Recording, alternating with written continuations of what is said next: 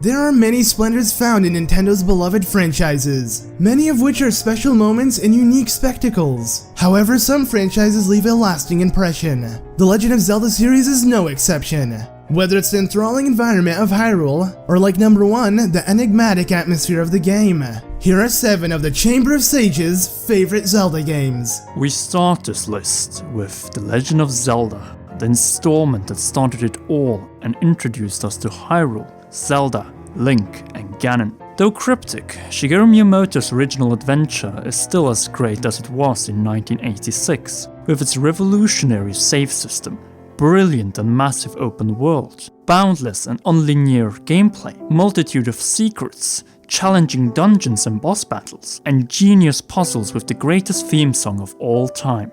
The legacy and influence of this timeless classic can be traced to this day, as Zelda Wii U is aiming for the same level of freedom, exploration, and struggle. Happy 30th anniversary, The Legend of Zelda. Number 6. The Legend of Zelda Skyward Sword. Skyward Sword was Nintendo's first shot at trying to break the mold of a traditional Zelda game, which is something they're carrying over to the new Zelda for Wii U. The Zelda games which came before were criticized for being too linear. Because of this, the game allows you to complete the second set of dungeons in any order that you choose. It also has several side quests and rewards exploration and NPC interactions. The upgrade mechanic is something we've seen before in Zelda games, but never as prominent as it is here, and almost every item is upgradable. Skyward Sword is used to explain the origin of the Zelda series, and we are introduced to the Loftwing and several other races for the first time. It marks the first time that Nintendo has put a stronger focus on storytelling, cutscenes, and incorporated live orchestral music in a Zelda title. What stands out the most, at first glance, is how beautiful the game looks. A lot of people describe it as a perfect mix of Twilight Princess and Wind Waker. The painted graphic style is a perfect way to work with the limitations given to us by the less powerful Wii. Instead of characters, items, and other things disappearing in the background as you move further away due to the poor draw distance, they beautifully transition to what looks like a living painting. Despite all these great features and changes to the Zelda series, a lot of people couldn't get past the motion controls and the fact that this Zelda game doesn't have the traditional overworld. Instead, we are forced to fly on a Loftwing to certain points in the sky to drop below to one of the 3 provinces. However, despite these drawbacks, Skyward Sword still managed to get perfect 10s and 9s during a time when most gamers were already used to HD gaming and realistic graphics. This is a great achievement for a game that released on outdated hardware and running in 480p. Perhaps this game, more than any other console Zelda title, deserves an HD remake that changes the controls to that of a traditional Zelda game. Number 5. The Legend of Zelda: A Link to the Past. In 1991, A Link to the Past first hit the shelves, blowing away the Zelda fans, including me. The graphics were amazing compared to the games that came before, and it had a good sized map filled with secrets. Instead of continuing to use the side-scrolling perspective from the previous game, A Link to the Past reverts to an overhead perspective, which was a great improvement. A great addition to the story was the fact that it had cutscenes and an overall clear and good story told and shown throughout the game. Now for the dishonorable mentions. Aw yes, you know what we're getting ourselves into. The CDI games. Link, The Faces of Evil, and The Wand of Gamelon. And lastly, Zelda's Adventure. So what kind of games are these, you're wondering? Are they any good? Perhaps these cutscenes will answer that question. All of these 3 games are frowned upon by the majority of the Zelda community for having terrible controls, laughable and poorly animated cutscenes, horrible plots, and horrific game mechanics. For example, both The Faces of Evil and The Wand of Gamelon have horrible jumping and moving mechanics, making it hard to play the game.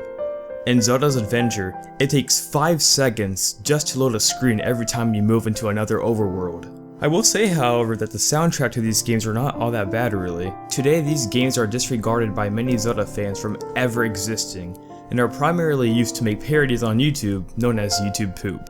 For number 4, we have Twilight Princess. To me, this was the most anticipated Zelda title in recent memory. Well, besides Zelda Wii U, of course. Anyways, I remember when the game was first revealed at E3 2004. People just flipped out over the reveal.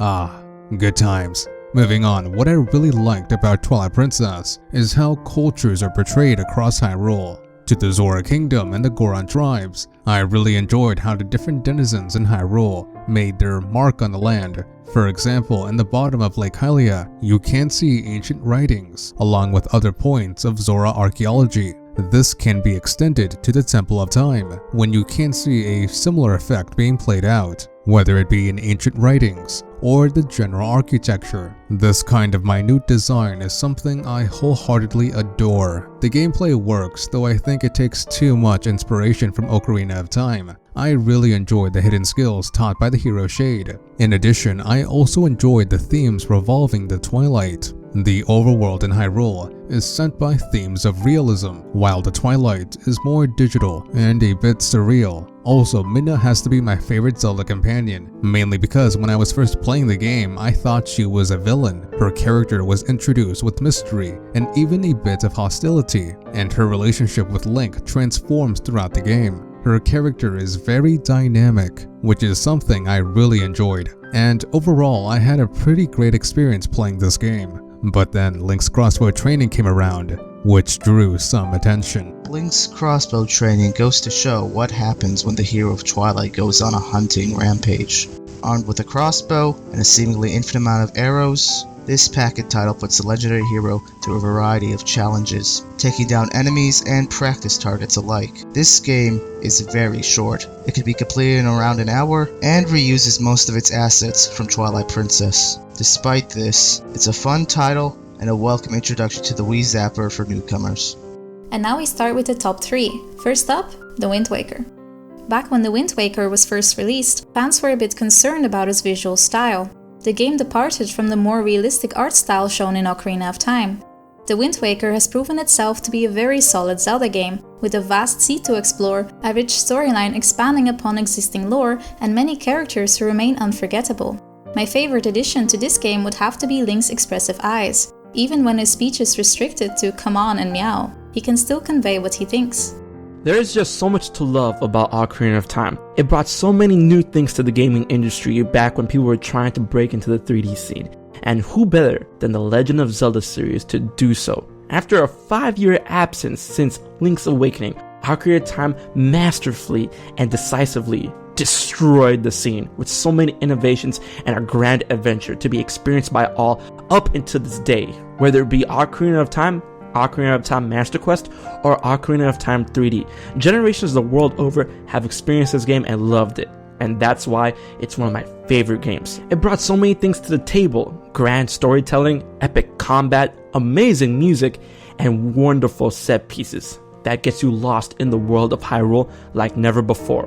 And even to this day, while other versions of Hyrule may trumpet in size, there is nothing like going to the field, seeing Lon Lon Ranch in the distance, wondering if you want to go down to Lake Hylia, or experience the desert of the Gerudo Valley, or maybe just return home to the Kokiri Forest.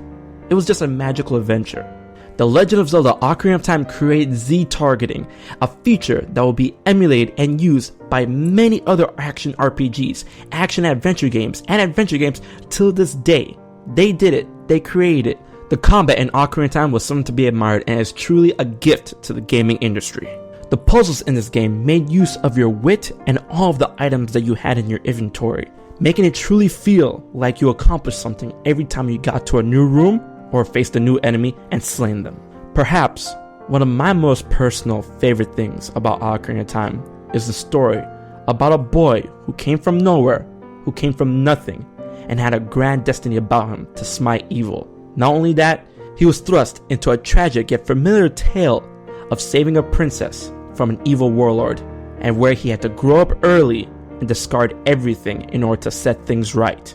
Watching a boy become a man and prove his worth by saving the world, there is nothing more satisfying to me. And then returning to the past in order to regain your lost childhood. An act that does seem a bit simple and innocent in its own right, but it will go on to create an effect in time that will ripple to the ends of the timeline and up until this day within the Zelda chronology. The Legend of Zelda Ocarina of Time is truly a masterpiece that has earned and demands respect from gamers the world over. And if you play the game, it's not hard to see why. Before we head on over to our number 1, I'll go through a few honourable mentions. First off, we have the series' first true portable title, the often underrated Link's Awakening. This game managed to squeeze the magic of A Link to the Past's formula into a Game Boy cartridge, but not without a few memorable features of its own. And being a Game Boy title didn't hinder the experience at all. Trust me, this game plays like a dream. Next up, the Minish Cap. Developed by Capcom, this is another underrated title and my personal favourite 2D Zelda. Unique and characteristic features like the kinstones and shrinking really make this game stand out. And finally, the spiritual successor to A Link to the Past, A Link Between Worlds. This 3DS title is a blast from the past, featuring almost exactly the same overworld as the SNES classic, but with ingenious new features such as the ability to move along walls as a painting. A Link Between Worlds gave a much needed nostalgia trip for Zelda fans in 2013. And now for the Chamber's #1 choice, we have none other than Majora's Mask. This game is perhaps the most unique in the Zelda series. Sure, most games in the franchise have some form of twist or gimmick that makes them special. But instead of giving the player something extra, Majora actually limits them by constraining the player to the same 3 days, Groundhog style. While it sounds like it'd be detrimental to the game, the 3-day system is actually responsible for many of the game's positive points. The rich personalities of the characters with detailed daily schedules, fantastic side quests, and of course, the constant unnerving feeling of impending doom are all thanks to the 3-day system. And all this is without even mentioning another main feature, the masks themselves. These are perhaps the most game-changing items in any Zelda title, as they completely transform Link and his abilities.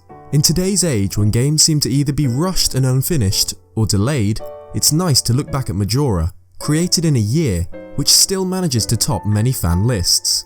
Overall, Majora's unique aspects and creative design choices really make it stand out amongst other titles, and this is why it became our #1 pick. So that's 7 of our favorite Zelda games. I hope you all enjoyed it, and we all in the Chamber of Sages sincerely thank you all for watching. Speaking about this channel, we have a bunch of creators who are passionate for The Legend of Zelda. Our members include VortexxyGaming, HMK, Dr. Wily, Zeltik, Commonwealth Realm, GameOverJesse, Zelda Conqueror, Macintyre Productions, and our very own Jack who makes these amazing animations for us. Anyways, have an awesome day or night, and we'll see you next week with another interesting video.